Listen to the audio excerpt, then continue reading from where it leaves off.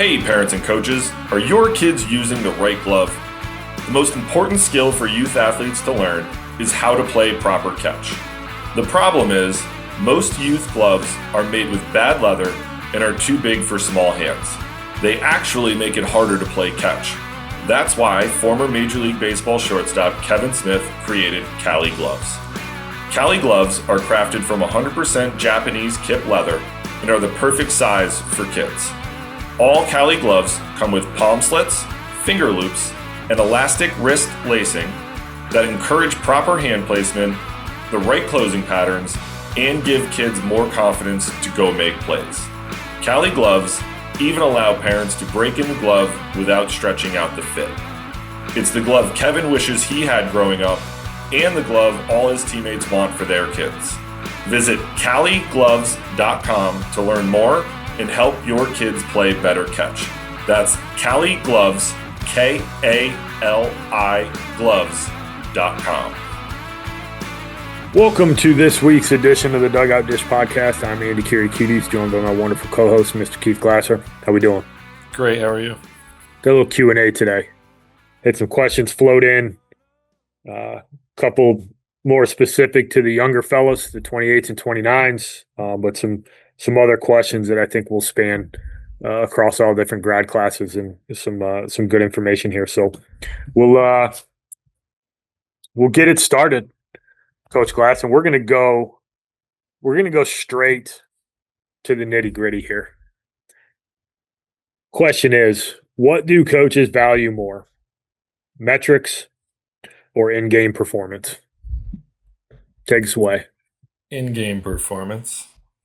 At the end of the day, you got to be able to play the game, right? Your metrics are great, and it's a great way to get your foot in the door from a recruiting perspective. If you have the requisite metrics, it can move the needle for coaches to be like, okay, he runs well, hits the ball hard, or he throws the ball hard, whatever it might be. But what else does he have? If you're a pitcher, what else does he have with it? Does he have secondary stuff?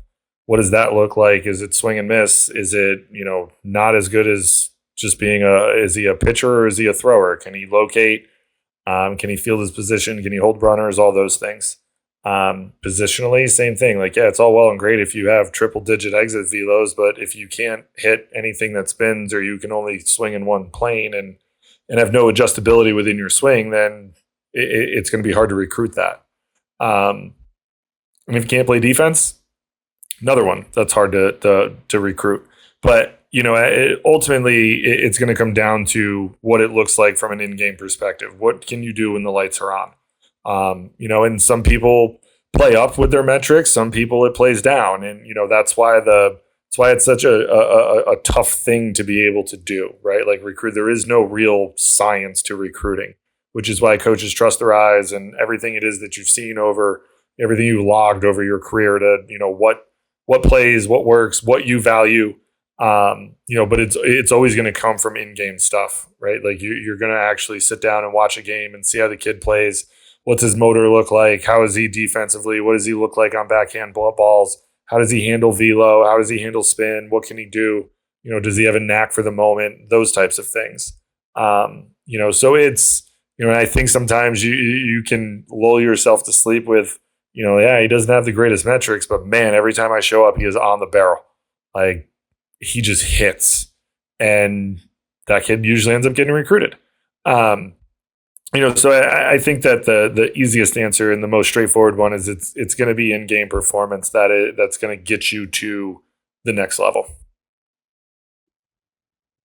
Yeah, I think the metrics for me, it's kind of a barrier to entry, right? There's, performing in high school at a high level doesn't, necessarily line you up to be a guy who's going to play in the ACC or SEC if you don't have the prerequisite metrics, right? But, so that's why I think of it as a little bit of a barrier to entry. Coaches use them as a way to quantify things, as a way to compare players across the board. But all things created equal, the in-game performance is what actually moves the needle. And, we are well past the days of strictly video recruiting like what happened in COVID. Guys are getting out, they're seeing players. I think the data really helps with the overall evaluation, but at the end of the day, you need to go out and be able to show some success. You need to be a really good high school player to perform, and you need to have the prerequisite physical talents that are required at the particular school that's recruiting you. And that needs to show up, to your point. Like, it's got to show up when the lights are on. And, that compete factor, your ability to have some success and play the game at a high level, be able to run the bases, be able to play defense, it goes well beyond how hard can you hit it off of a tee. What is your 60 time? What's your velocity? We got to, we start with that as coaches and go, all right, well, this kid's, 86 to 88 and he's 6'2" and he's 185 pounds. Like, that's what a kid who we usually recruit looks like. But now I got to go find, does he do the other stuff in game? Can he locate a fastball to one side of the plate effectively? Does he have a secondary pitch that's got a chance or is good already? Does he have a third one that looks like it has a chance to be competitive? And you start to build from there based off of, some of those baseline metrics. And then you got to get into the character evaluation piece of it. But yeah, I mean, simply put, I think it's when all things metrically are created across the board, the in-game performance is going to be the thing that's going to move the needle for coaches. They need guys who can help them win games, and it's sometimes doesn't show up in the batting average or the OPS. Some of it's going to be on the defensive side of the ball, depending on what position you play. Can you do some things behind the plate? Specifically, can you really defend at shortstop? And then do you have some of the other skills that can be developed? So there's a lot that goes into it. Metrics are a small piece of it, or I should say they're a big piece of it, but they're not the piece of the puzzle that coaches are ultimately hanging their hat on. They're going to look at a lot of other pieces of the puzzle, and in-game performance is probably at the top of that list. All right, let's switch gears for a second here, Coach. We've got asked to talk about the importance of academics, and I think that the blanket answer to this is that it's important. We'll unpack that a little bit more here, but I think this question is more focused on 28s and 29s, guys who are earlier on in their academic career. So you want to kick us off with the importance of academics and what it means? Yeah, better grades leave more doors open to you, and keep them open longer. So you want to make sure that you're taking the classes that are going to put you in a spot to be able to get really good grades. Obviously, if you're a B student, get B grades, right? Be the best student that you can possibly be. Don't be a B student and get all C's. It's going to leave. It's going to close a lot of doors on you immediately just by looking at a transcript.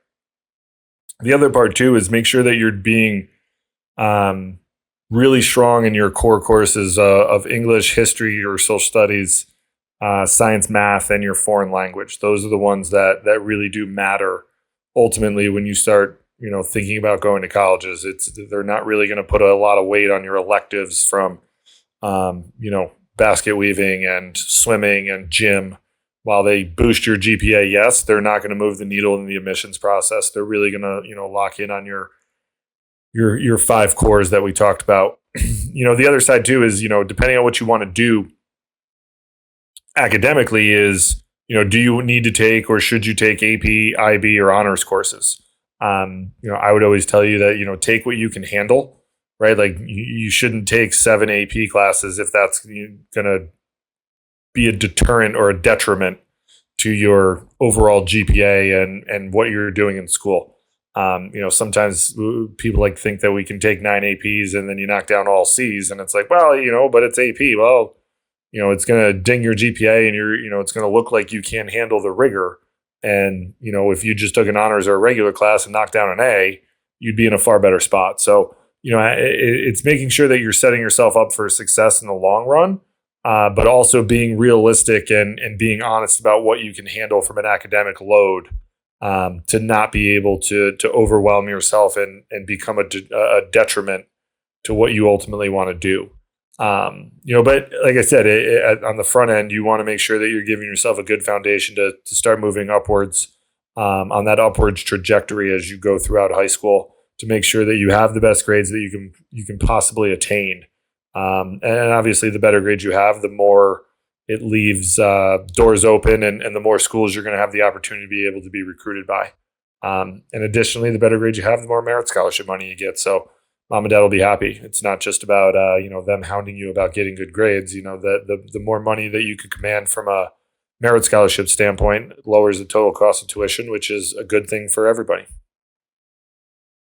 Yeah, I think the only thing I would add to that is, especially for the young guys out there, whether you're eighth grader or freshman or even sophomores, like you're early enough in your career, like you don't get you don't get a redo on your freshman year of high school. Um, there's more that goes into the evaluation academically than just purely your marks, like some upward progression. Trending in the right direction with what you're doing in the classroom. But if you start off well, it's way easier to maintain a good GPA than it is to build off of, a stumbled start. So, trying to lock it down as a freshman and get off to a good start, get some A's on that transcript and, be able to build from there gives you more wiggle room on the back end. And, to your point, it just sets you up to have more options. And at the end of the day, everybody wants to play college baseball to play college baseball, and you should, because it's an amazing experience and it's something that's really important. But the reality is that the education that you're going to get that comes with it is going to most likely be the outcome that the vast majority of people are going to get. Not a lot of guys get to go on and play and make a bunch of money playing baseball. So making sure that you do have the academics as a part of your equation, it can only help you, right? Whether it's getting more money, whether it's getting you into a different school. It's an important part of the puzzle, and you should want to do well in whatever you're doing. So being able to spend the time and put in the effort to do as well as you can, I think it's kind of a necessity, something that has to be a focus in this. All right, I think we covered that one. On to question 3: college camps versus showcases. Pros and cons. Maybe talk about the pluses and minuses. Break these down a little bit. Where do you want to start with this one, Coach? I guess we can just let's talk about the differences first. Is it just college? Well, I guess we'll just do all of them. College camps are obviously straightforward. They're camps that are going to be on the college campus. Big fans here for those who listen to this podcast religiously. Thank you for listening. But we believe in them here. Some of them do get most of them. People might say that they're a moneymaker. Some are, but the vast majority of them are not. The vast majority of college baseball programs are going to recruit out of their camps, whether as an identifier of somebody who showed up and is interested in their program that they haven't seen or don't know about, or a finisher to, hey, we've seen it a bunch of times. Let's get them to campus. Let's get them, see what we have to offer here from a facility standpoint, a school, meet the players, see how we interact, see if it's going to be a good fit. And if we really like them, we'll move type thing. But they're generally going to be less expensive than the rest of the ones out there.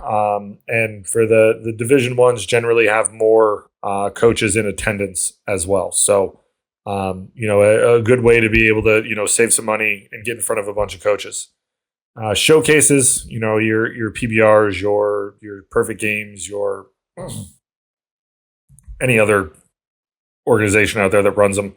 They're going to be private. College coaches cannot work them, but obviously they'll attend, watch them. Perfect Game and PBR are the two big ones. You'll get an online profile. They put your metrics up there.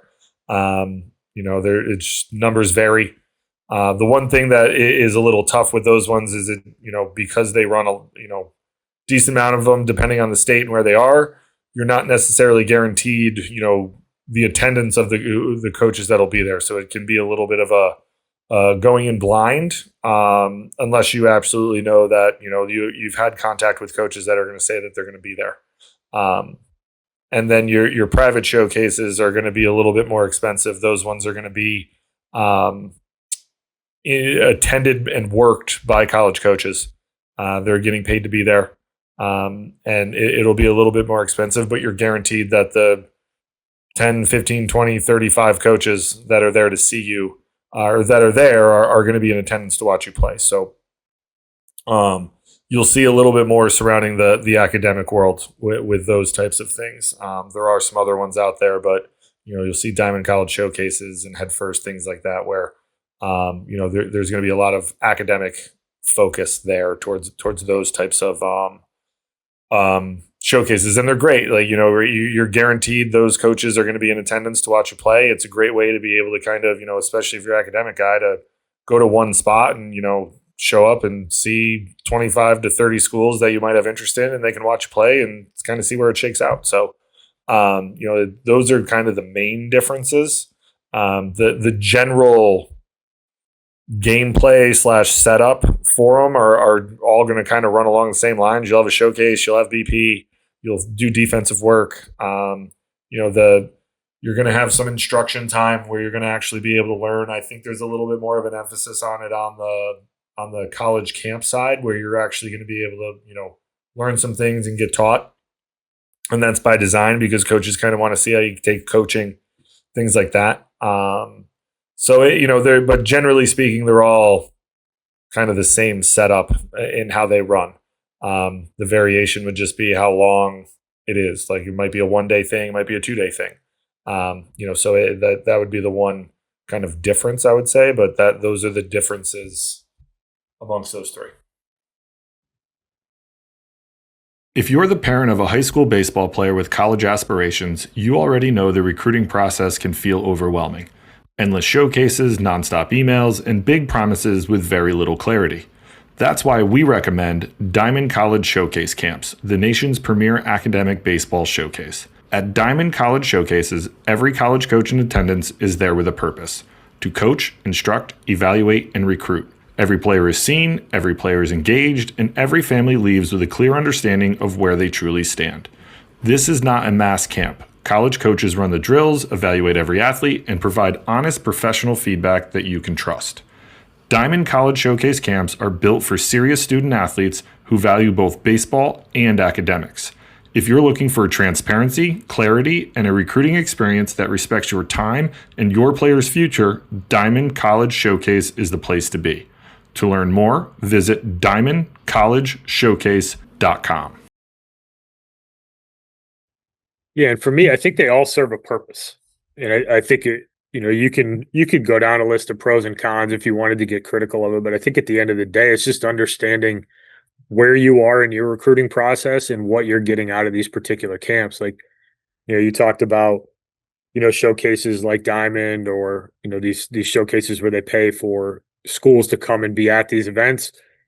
Those can be really, really fruitful for a variety of different reasons. If you're an academic kid and you're from the West Coast and you want to go to school in the Northeast, and you need to get in front of 30 plus schools that you're interested in, like, it's pretty good bang for your buck when you look at it that way. So I think that they have a ton of value. You just need to know if that's going to be a fit for you and where you are in your recruiting process. The PBR stuff, the state games, you're a little bit more kind of at the mercy of which coaches actually show up to that. They are, specifically the PBR state games, you're typically pretty heavily recruited, and guys are going to be around and are going to be looking at guys in state. If you recruit a specific state, you're probably going to be at the state games. A little bit of a different setup. Great way to get noticed if you go out there and play well. I think that college camps can be incredibly fruitful if you make good decisions on where you're going and understand where you fit in the grand scheme of the college baseball landscape, and targeting schools that either have already shown interest in you or schools that you're interested in and you have a really good sense of, hey, like, I kind of fit at this level. And the added benefit of that is the interaction with the coaching staff. It's that built-in visit. So I think they all have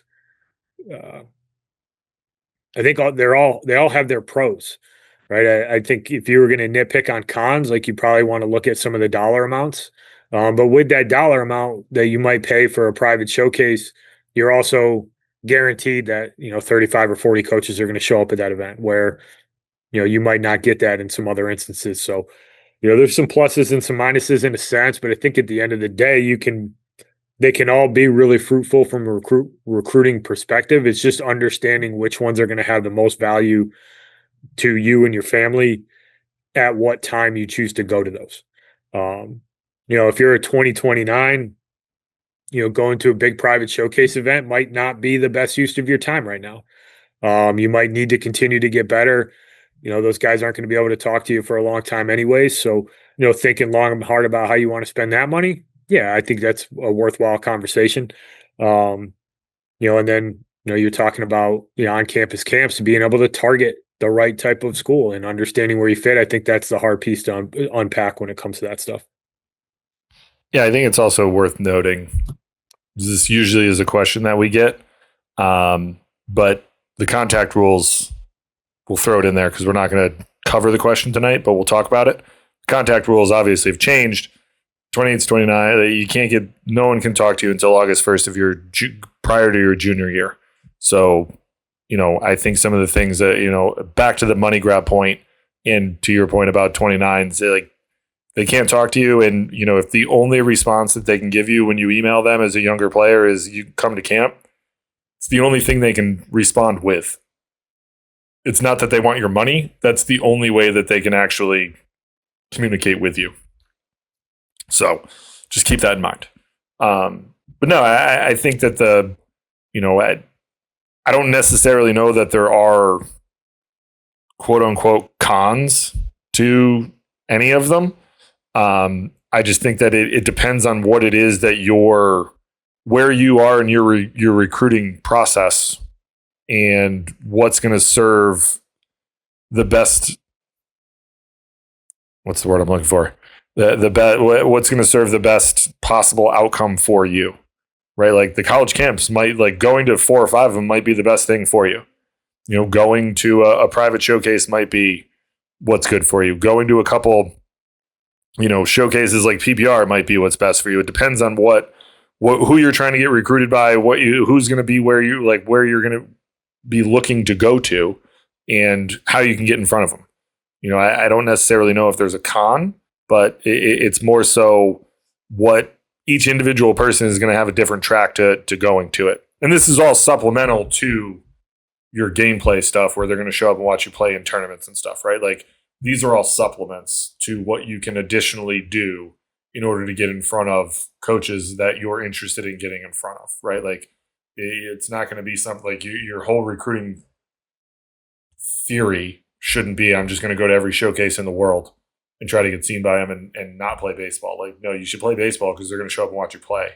This is supplemental to it where like they can get to know you a little bit more. They can meet you on the field. They can talk to you. They can see how you react to certain things and get a little bit more of a feel for you. But, I don't know.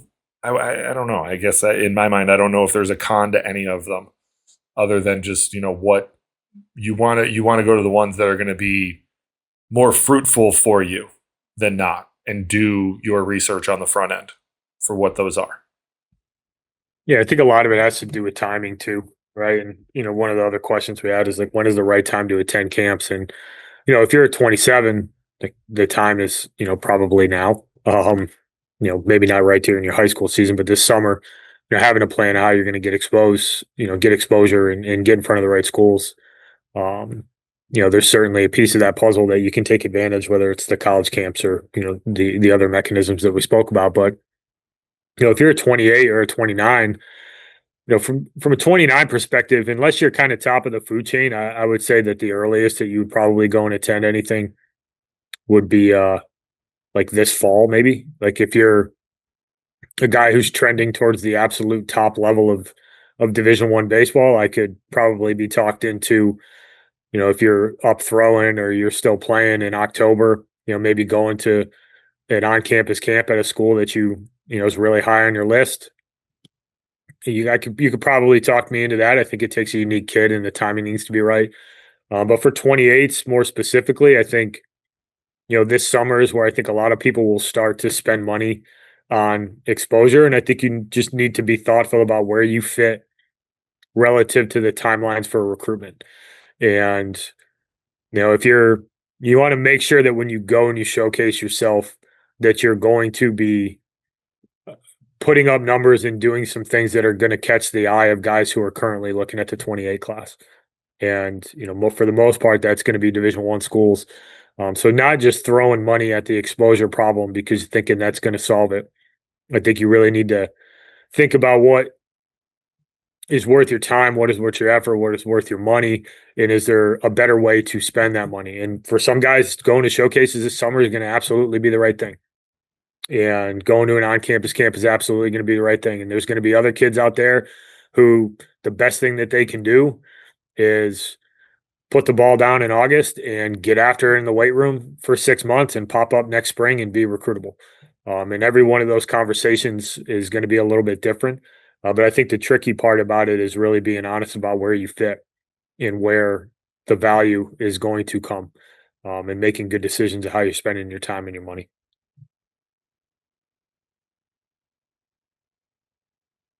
Yeah. Last question. Sorry for the pause.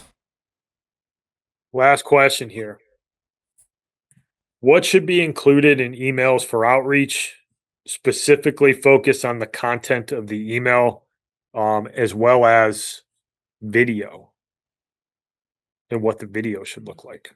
I think that's what we're driving at with this question here. So, um, what are your thoughts on this? You've opened, like myself, you've opened thousands and thousands of emails from kids. What are you looking for? What's important? I want you to hit the highlights. I want you to first start with a subject line that is a little grabby. Um, myself, I'll be honest with you, I opened every single one and tried and responded to all of them. Some people are don't do that. But I came up in this game with people that really believed in doing that, so I would respond to everyone. But that said, if you do something unique, I think it's worth putting it in the subject line, right? Like, hey, I'm a 102 exit velo, left-handed hitting shortstop. Like, okay, that piques my interest. It's probably the first email I'm going to open if I see that in my inbox, right? But I want you to hit the highlights. Tell me where you're from. How big you are. Whether you're right or left-handed. Your position or positions. Where you go to high school, and who you play travel ball for. I want you to put your schedules in there if you have them, contact information for coaches or people you're working with, so that I can reach out to them if I have interest. Video, I would tell you that the better thing to do is to link it to YouTube, just because a lot of EDU emails will send video attachments immediately to spam, right? So you don't want your video getting sent to spam. The other side of it is if 50 kids email me and they all want me to download their video, that takes up a lot of time in my day to download them, watch them, go from there. If I can just click on a link, makes it a lot easier on my end to be able to do that stuff. The video stuff, I would tell you, I think that you want to have some clear in-game footage, and you can mix it with bullpens or cage work, whatever it might be. But you want to have it clear up front. You don't want video from center field of you hitting. Can't see anything. Try to get as close as you possibly can. The open side, so if you're a right-handed hitter, you're going to want it from the first base dugout. Conversely, for left-handed hitters and for right-handed pitchers, you're going to want it from the third base dugout side. And conversely, for left-handed pitchers, so that we can see the open side, how the arm swing, how the arm works, what all of that looks like. If you can get behind home plate for pitchers, that's awesome too, so that we can see ball flight. What does the fastball look like? What does the breakball look like? What does the other off-speed stuff do? So that we can see kind of how that plays out. If it's a bullpen setting, you can be behind, as long as we can see some semblance of ball flight from arms. Defensive stuff, try to get what you can. I would tell you that from a defensive standpoint, try to get, you don't have to get the whole play, but do try to get the ball a little bit before it gets in the glove and then the throw, not just the act of him already having the ball. I want to see the prep work that goes into how he prepares himself to be able to go field a ground ball and then ultimately throw it across the diamond. And they don't have to be long, right? Like, your videos can be a minute to 2 minutes long. They don't have to be super long. The truth is, most people are probably going to fast forward through them anyways and see what they need to see. So they don't have to be uber long. You don't need video. You don't need music. I actually saw a video once, and I'm not making this up, where every time the kid barreled the ball, there was an explosion. You don't need that. It doesn't need to be Michael Bay produced. You can just take it on your iPhone and go ahead and upload it and send it. Parents, if you've ever felt overwhelmed trying to navigate youth sports, there's a new resource designed just for you, Team Match. Team Match is an online platform built to streamline how families find the right youth sports teams by location, sport, and skill level, all in one place. It also provides a safe, organized space for kids to share their accomplishments, stats, and highlights while giving coaches and teams a clear way to connect with athletes who are the right fit. Less searching, less stress, more confidence in the process. Youth sports just got simpler for families. This is Team Match. Check it out today at teammatchsports.com. Yeah, as far as video, I think, we've gotten this question before. Like, do we need to go get, a camera? Like, these iPhones they do darn good. Get up in there, try to get try to make sure that the fence isn't in the way if you can. Like, don't be scared to get up in there and get some video of your son. Short and sweet. I think that's kind of the message is, give me the highlights, give me the stuff I need to know. Who are you? How big are you? How fast do you run? How hard do you throw? Where do you go to school? Who do you play for? I think I always enjoyed when kids were able to add maybe a little bit of a personal touch to an email that showed me that they might have done a little bit of research, right? Not emailing William and Mary that you want to be an engineer when we don't have engineering. Or, maybe a comment about, that they'd clearly been on your website and they saw that you won 2 out of 3 the past weekend. Little things. I think that personal touch tells me like, all right, this kid took a little bit of time. This wasn't, just a straight copy and paste. Make no bones about it. We know that you're emailing a lot of coaches, but if you take enough time to reference the school in particular, the location, some reason that you might be interested in the program or the school as a whole, I think that helps. But don't want to read an essay without sounding like too much of a jerk here. Like I don't need an explanation of how badly you want to play college baseball. That's kind of implied. And then I always like to make sure that you have some contact information through some folks that I can reach out to, so I can make a couple phone calls. High school coach, travel coach, hitting coach, whatever it might be. I think that was always something that I liked. Give you some points of reference. So, yeah, it's kind of simple. I think that taking a little bit of time, making sure that the kid is actually writing the email would probably be my last piece of advice. Is that we can tell often if mom and dad wrote it. If there's some tricky punctuation or some elaborate use of the English language in the email, it usually doesn't come from the kid. So make sure the kid's writing, make sure it's in their voice, make sure that they have the right information, and all that stuff is in there. And before you click that send button, make sure you're referencing the right school and the right coach, and that those emails all line up. That has happened. Some coaches will hold that against you and until the day you die. Other coaches will laugh it off and know that it's a young kid who made a mistake trying to get some emails out. But if you can, try to avoid that mistake. Yeah, it's happened to me. I didn't care, but you coach long enough, it's going to happen. Yeah. It's no big deal. But do try to do your due diligence on the front end to make sure that you're sending it to the right person. Coach Reyna, I'm really interested in RPI. That's usually the one that I got, or Coach Game. Yeah, I figured that was the case. All right. And then he would text me and be like, "Did you get an email about it? Because I got a Coach Glasser. I'm really interested in U of R." That's funny. We'd have a nice chuckle about it, and we'd both respond. But that kid looks pretty good, man. I'm going to recruit him. Yeah, me too. Yeah, I know. I'll see you at his next high school game. It's not the end of the world if it happens, but just try to make sure you mitigate that as much as possible. Yeah. I think the best way to do that is don't feel like you need to send 20 emails in one sitting. Yeah. Best way to eat an elephant is one bite at a time. Love that. Yeah. Yeah. Peter will probably be on our asses about that one. But that's the end of the Q&A today, Coach. Any other thoughts you have for the listeners today? No, I don't think so. Good questions. Keep them coming. We like doing this stuff and talking about the recruitment process and all that stuff. I think as the high school, I guess I do have thoughts. Yeah. As the high school season gets underway here, just do the best you can. Get out there and don't think everything. If you're trying to get recruited, it's not the end of the world if you go over 3.